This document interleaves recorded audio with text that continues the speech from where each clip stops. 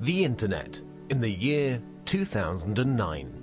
We send emails, make calls over the Internet, and discuss topics we take an interest in. Even our banking is going virtual. But what we take for granted today was only a vague idea 50 years ago. In order to understand how we got this far, let's go back to 1957, when everything began. Before 1957, computers only worked on one task at a time. This is called batch processing. Of course, this was quite ineffective. With computers getting bigger and bigger, they had to be stored in special cooled rooms. But then the developers couldn't work directly on the computers anymore. Specialists had to be called in to connect them. Programming at that time meant a lot of manual work, and the indirect connection to the computers led to a lot of bugs, wasting time and fraying the developers' nerves. The year 1957 marked a big change. A remote connection had to be installed so that the developers could work directly on the computers.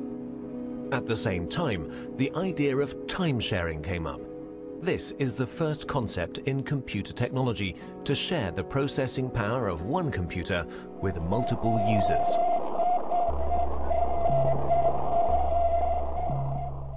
On October 4th in 1957, during the Cold War, the first unmanned satellite Sputnik 1 was sent into orbit by the Soviet Union. The fear of a missile gap emerged. In order to secure America's lead in technology, the US founded the Defense Advanced Research Project Agency in February 1958. At that time, knowledge was only transferred by people. The DARPA planned a large-scale computer network in order to accelerate knowledge transfer and avoid the doubling up of already existing research.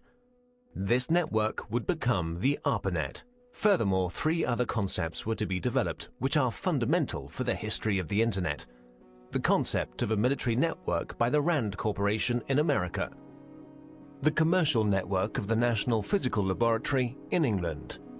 And the scientific network Cyclades in France. The scientific, military, and commercial approaches of these concepts are the foundations for our modern Internet. Let's begin with the ARPANET, the most familiar of these networks. Its development began in 1966. Universities were generally quite cautious about sharing their computers. Therefore, small computers were put in front of the mainframe.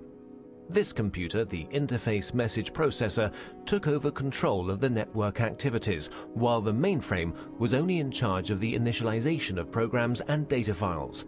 At the same time, the IMP also served as interface for the mainframe. Since only the IMPs were interconnected in a network, this was also called IMP subnet. For the first connections between the computers, the Network Working Group developed the Network Control Protocol. Later on, the NCP was replaced by the more efficient Transmission Control Protocol. The specific feature of the TCP is the verification of the file transfer. Let's take a short detour to England. Since the NPL network was designed on a commercial basis, a lot of users and file transfer were expected.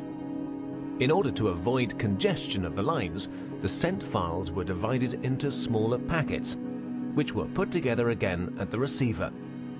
Packet switching was born.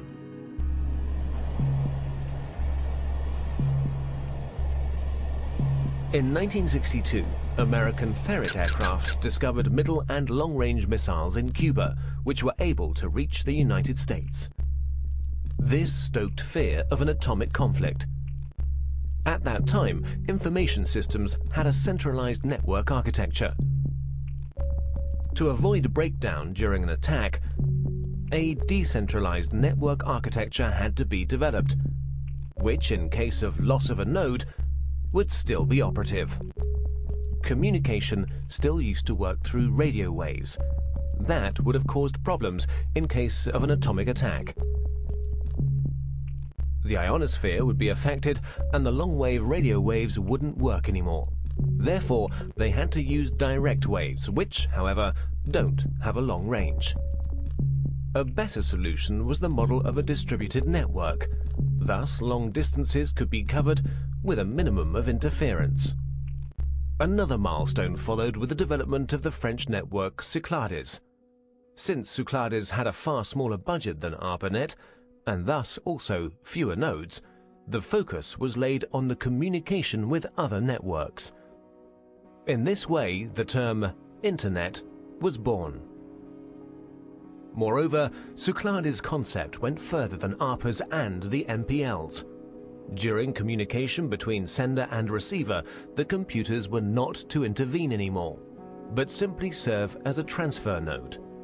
Cyclades' protocol went through all machines using a physical layer that was implemented into the hardware, providing a direct connection with the receiver, an end-to-end structure.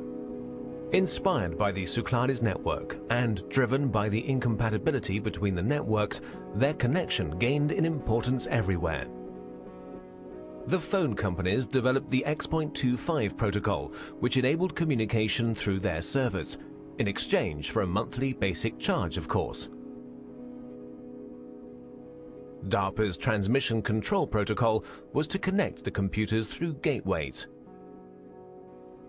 And the International Organization for Standardization designed the OSI reference model. The innovation of OSI was the attempt to standardize the network from its ends, and the channel's division into separate layers. Finally, the TCP assimilated the preferences of the OSI reference model and gave way to the TCP/IP protocol, a standard which guaranteed compatibility between networks, and finally merged them, creating the Internet. By February 28, 1990, the ARPANET hardware was removed, but the Internet was up and running.